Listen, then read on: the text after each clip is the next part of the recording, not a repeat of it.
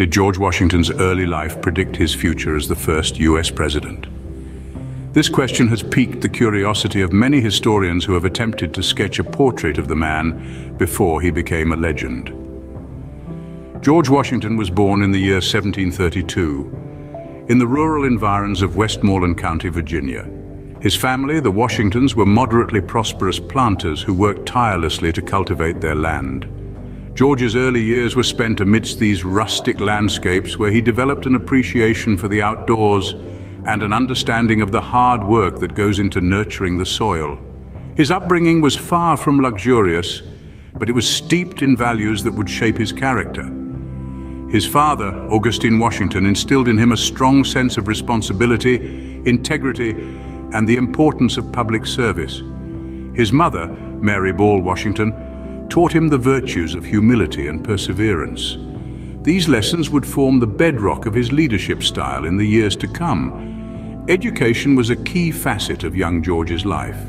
He received a practical education that was designed to equip him with the necessary skills to manage the family's plantation. This included mathematics, bookkeeping, geography, and history. However, it was the art of surveying that truly captivated his interest. In his late teens, George Washington found employment as a surveyor in the Shenandoah Valley, a job that required precision, patience, and a keen eye for detail.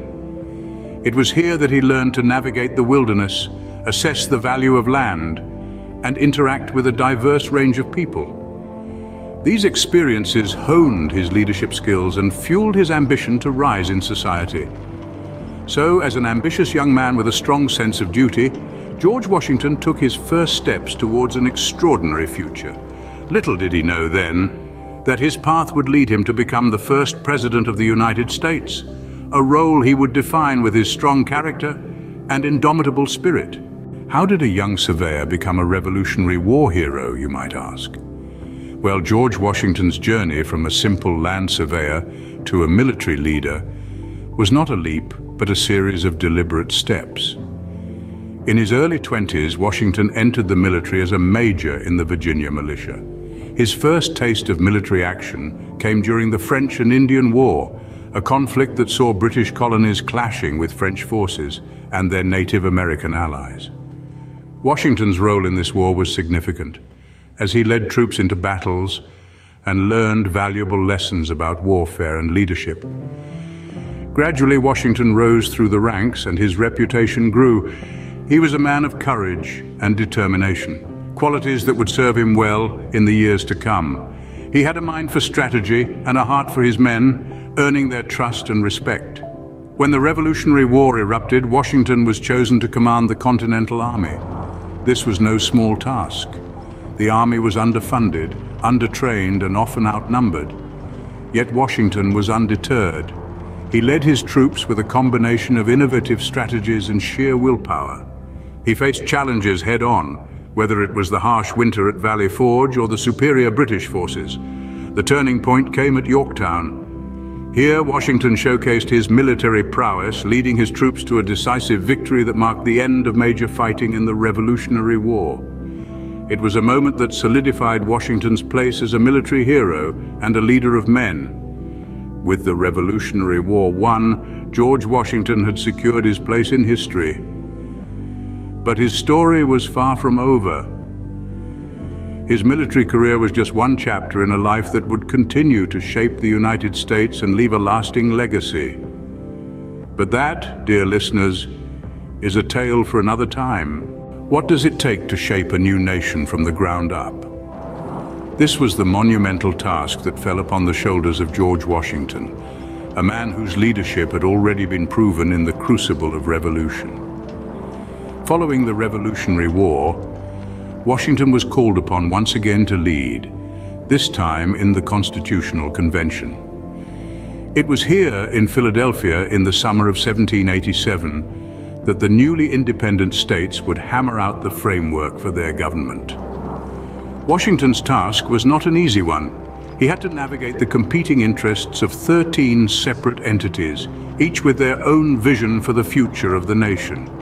But navigate he did, and his leadership was instrumental in the drafting and adoption of the United States Constitution. With the Constitution in place, the fledgling nation turned to the question of leadership.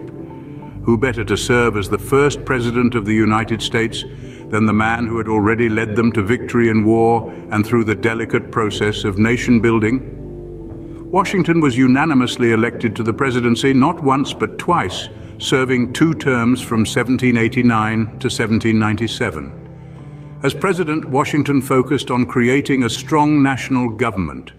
He established the first cabinet and the federal court system, and he worked tirelessly to promote unity among the states. He also set a course for the nation's foreign policy, advocating for neutrality in international conflicts, a stance that would guide American diplomacy for years to come. Yet perhaps one of the most enduring aspects of Washington's presidency was his farewell address. In it, he shared his vision for the country and warned against the dangers of political factions and foreign alliances. These words continue to resonate today, serving as a reminder of the principles upon which the nation was founded. Washington's presidency set the standard for all those who would follow in his footsteps. His leadership, wisdom, and unwavering commitment to the nation he helped create have left an indelible mark on American history. How does a man become a legend? George Washington, after a lifetime of service, chose to retire from public life. He yearned for the tranquility of his Virginia plantation, Mount Vernon, where he could enjoy his remaining days in peace. This decision was not made lightly. However, he believed in the importance of setting a precedent for future leaders, demonstrating that power should not be held indefinitely. But even the greatest of heroes are not immune to the inevitability of time. On December 14, 1799, Washington passed away. His death sent a wave of sorrow throughout the newly formed United States. The national mourning that followed was a testament to the profound respect and admiration felt for the first president. Washington's legacy, however, was far from over. His life and leadership had set the course for a new nation, and his influence reached far beyond the borders of the United States. His principles of liberty, justice, and democratic governance resonated around the world, inspiring other nations to follow in America's footsteps. Even in death, Washington continued to shape the nation he had helped birth.